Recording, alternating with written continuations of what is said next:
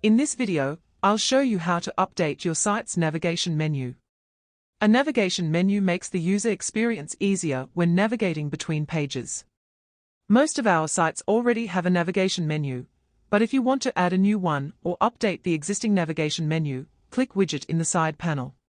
Type navigation links in the search bar to find the widget. Drag and drop the widget to where you want to insert it.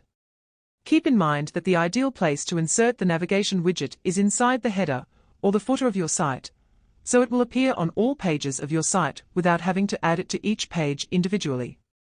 You'll need to choose between displaying your site's pages or displaying custom links. Most of the time, you'll want the first option, so let's stick with that. Click Design in the Edit menu to select the type of orientation and layout that best suits your site, and configure several other options such as spacing between items, fonts, colors, and hover effects. You can also right-click to see other editing options. In addition to the other options already mentioned, you can change the menu alignment, hide the menu on a specific device, or delete it entirely. To choose a different navigation menu style for the mobile and tablet layouts, click Design and then click Site Layout.